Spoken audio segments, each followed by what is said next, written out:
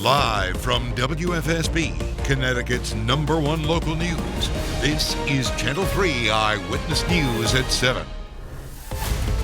It is Friday, December 11th. I'm Caitlin Nuclo. The United States is one step closer to launching an epic vaccination campaign against the coronavirus. A group of scientists voted yesterday to recommend emergency authorization for Pfizer's COVID-19 vaccine. The FDA is expected to give its approval in the next few days. Channel 3 Eyewitness News reporter Patricia Del Rio shows us what happens next. It's the light at the end of the tunnel. Doctors say we are one step closer in getting back to normal. Connecticut will be getting 16,000 doses of the Pfizer vaccine very soon. And on Tuesday, hospital workers will be first in line. The second shipment follows, and nursing homes will start vaccinating on Monday, the 21st. They deem this vaccine to be safe and efficacious. Dr. Carl Mingus, the director of public health at the University of New Haven, says the Pfizer vaccine is 95% effective in adults ages 18 to 64. This is quite high. It's higher than the flu vaccination. It's higher than the pneumonia vaccination. Patricia Del Rio, Channel 3 Eyewitness News. Taking a look at the numbers now here in Connecticut, the state's positivity rate now stands at 6.63%. The number of people hospitalized yesterday dropped by 48 and 42 more patients died. Our country is facing a record number of daily deaths tied to this virus, and now the CDC is forecasting the death toll in the U.S. will reach 362,000 by January 2nd. It's very hard, and it's our reality right now. Like, we are holding people's hands on their last breaths every day. Another all-time record, the number of people hospitalized with the virus, more than 107,000 people across our nation right now. Here in Connecticut, 78% of hospital beds are occupied, and COVID patients account for 36% of all ICU beds. As we see the numbers across the country rise, many are wondering if our state is headed for another shutdown. Some want more restrictions to try to slow the spread, but others are worried about the impact on businesses. Governor Ned Lamont is now addressing those concerns, saying he doesn't expect to return to how things were in the spring, with all schools and non-essential businesses closed. We can tailor a little more than we did in phase one. Back then in the spring when everything was on fire, we did what we thought we had to do to shut the door. I think we looked at Europe and other places where they didn't shut down schools. They kept their schools open, and they kept their schools open with a very low infection rate within the classroom.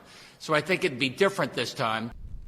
The governor says the state is making decisions based on the numbers, and right now Connecticut's positivity rate is lower than the national average, which is about 10%. Places that are at risk of being shut down are businesses that do not follow COVID-19 regulations.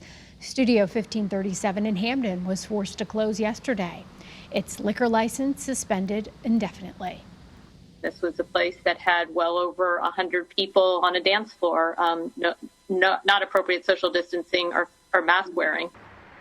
The state has warned businesses they could face a $10,000 fine for violating safety protocol, but so far, that hefty fine has not been given out.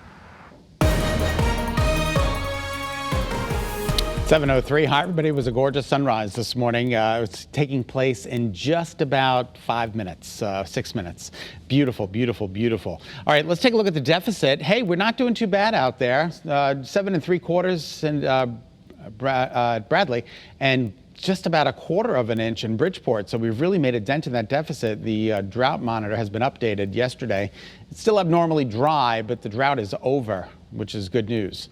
Today, 47 to 52 with partly to mostly sunny skies. It's going to be a beautiful day with fairly comfortable temperatures, almost 10 degrees above average in parts of the state. And our Doppler scans the state dry. Doing a little decorating today? God bless you. Get up there.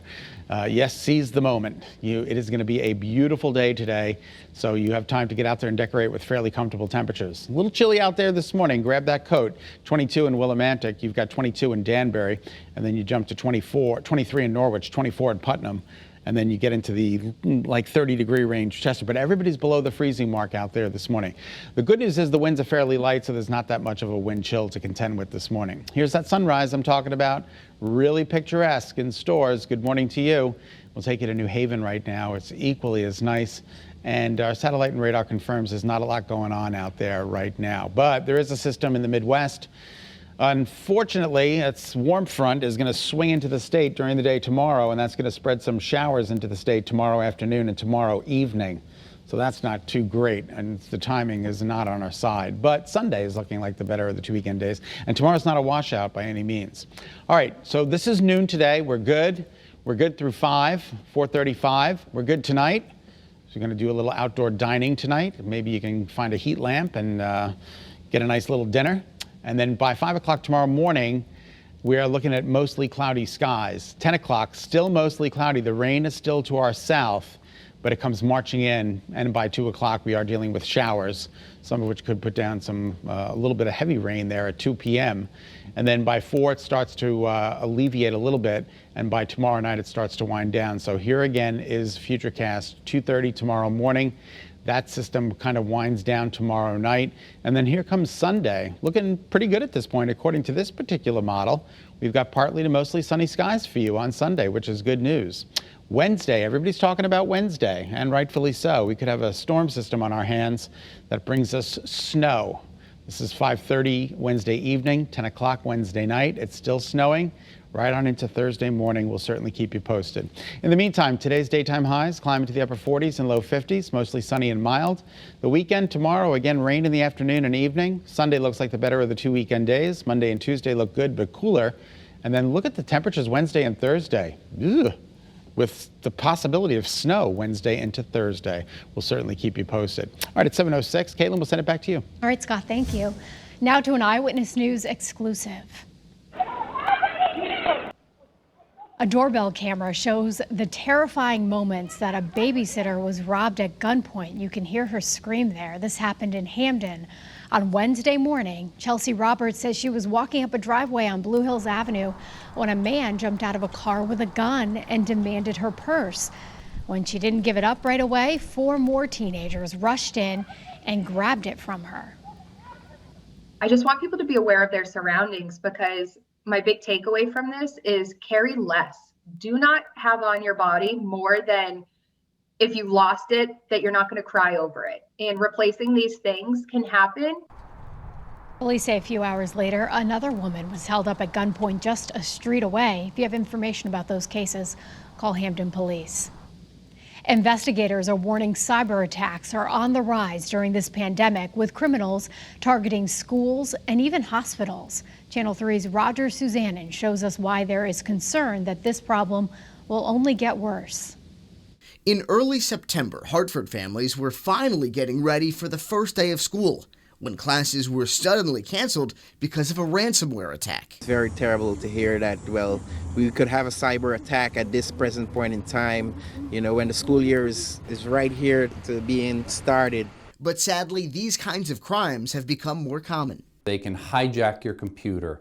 Cybersecurity expert Scott Schober says municipalities, businesses, and even hospitals are ransomware targets. Criminals often send a fake email to employees with a link. Clicking on it downloads malware and allows the hacker into the network. And now the cybercriminal works laterally through the computer networks to then find the target machine or machines and then encrypt the data and then send them the ransom note. So security experts say now more than ever, it's vital for hospitals, schools, and every business to have a strong network backup system to thwart ransomware attacks. Roger Suzanin, Channel 3 Eyewitness News. Thanks for tuning in to Eyewitness News. Remember, you can find updates anytime on the Channel 3 app. Have a great day.